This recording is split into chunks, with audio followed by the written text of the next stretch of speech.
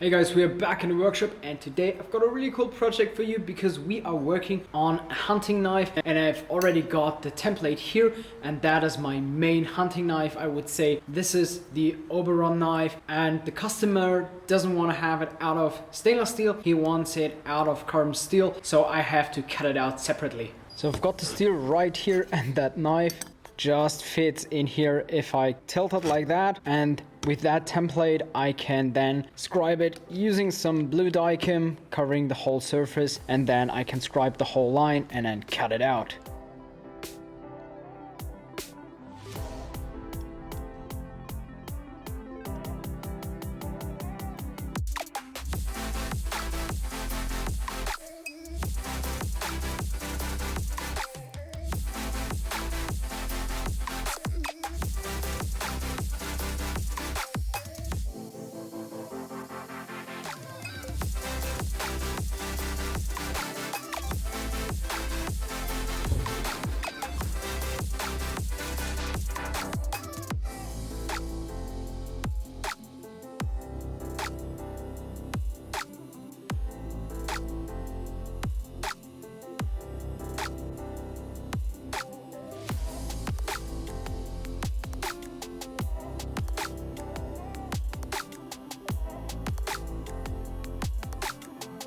So when I'm done with the rough grinding on my hollow grinding wheel, I'm going to flip around my grinder to a horizontal mode because I want to grind that recurve to a 90-degree angle, and I can do that really well with my 10-inch contact wheel in the horizontal mode.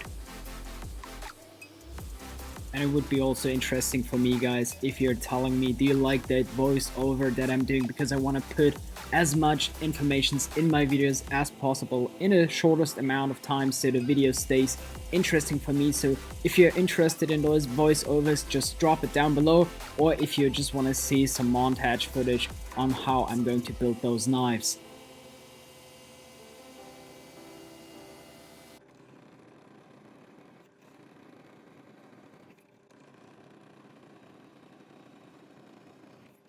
The knife is now profiled and now I just have to scribe some lines and then I can start the grind.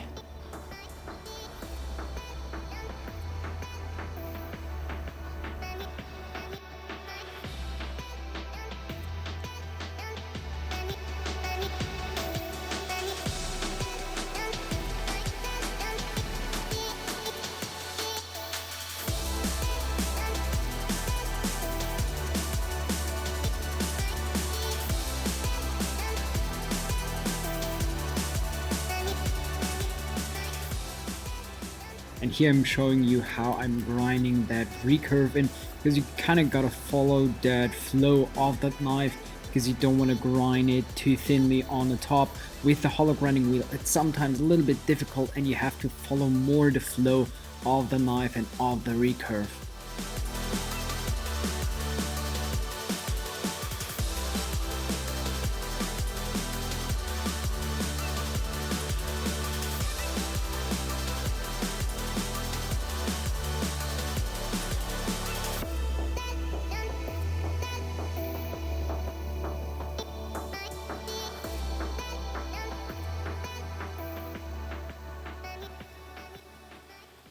So the pre-grind is now done on this Oberon knife, and now I will add some scale X to protect this knife from the hot environment in the heat treating oven.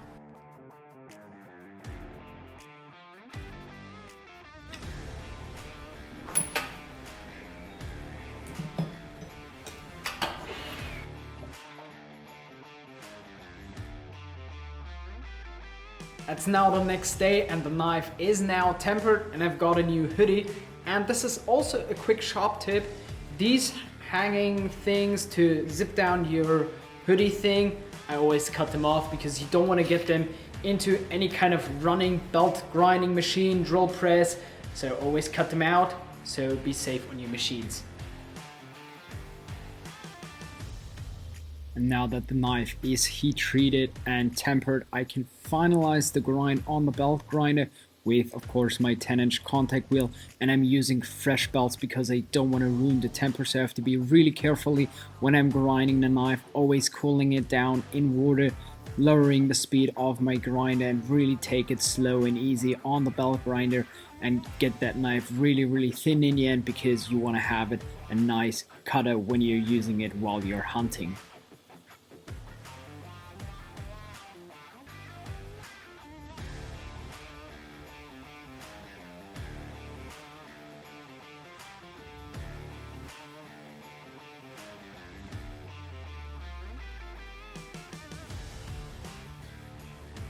And when I'm done with my 120 grit ceramic belt, I'm changing it up to a Trizac belt. And here you can see I'm using a diamond plate to reveal some new fresh abrasive, because the Trizac belts are stacked abrasive and you can free that abrasive by just knocking it with some diamond platen, and then you can get some new fresh abrasive that cuts much nicer, much cleaner, and you will get a better finish.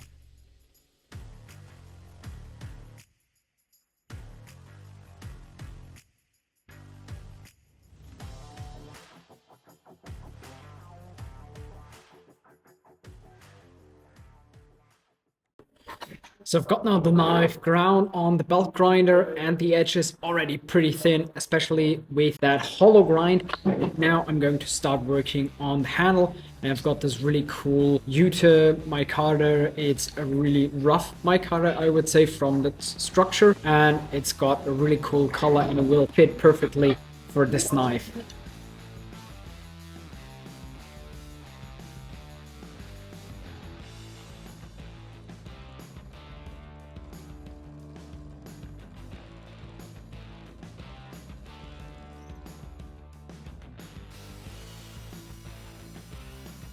So when you're grinding micarta, I've noticed that you always need a fresh belt that hasn't touched any kind of steel, because micarta tends to burn just like wood, so you get like weird burn marks on your micarta. So I'm always using fresh belts, because otherwise you won't get a nice finish on your micarta. So I'm always using the micarta in the first step. When I'm grinding a lot of knives, I'm grinding the micarta first hand, and then I'm going to go over to the G10.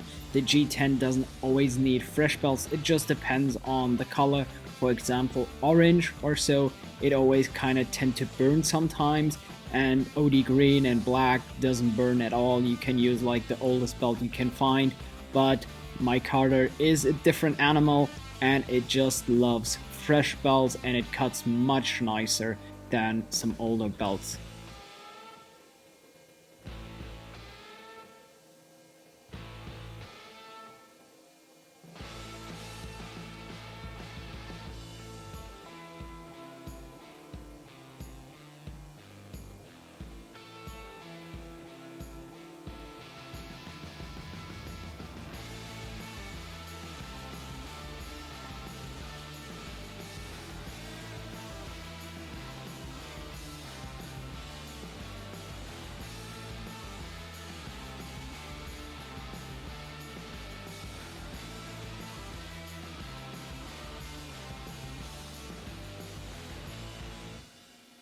So the handle of the knife is now done, and now I can finish up the knife with some acid stonewash finish, which will look really amazing with that rock pattern in combination.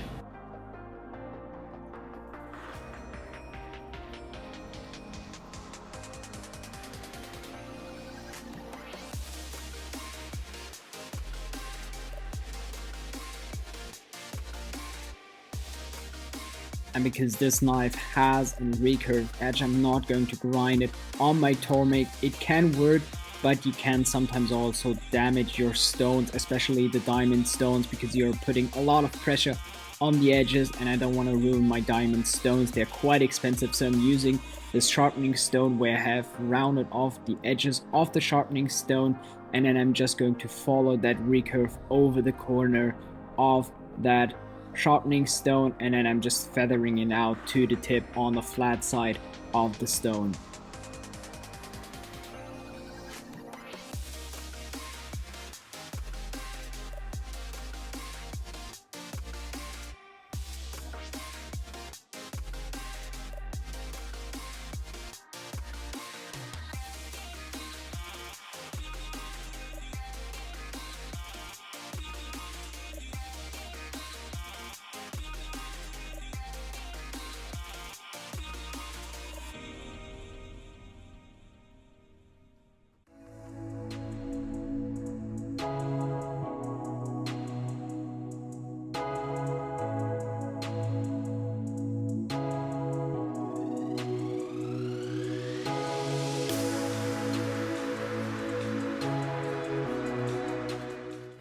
So now that I'm done with sharpening, the knife is done and it can be shipped out to the customer. And I'm pretty happy on how it turned out. The hollow grind looks amazing with that recurve, and also that mustard micarta looks really cool.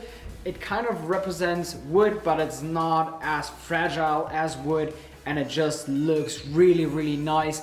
And I'm really looking forward what the customer is doing with it. So guys, if you like that video, hit that subscribe button, hit that like button, and if you have any kind of questions, just drop them down below into the comments, and we'll see us next Friday.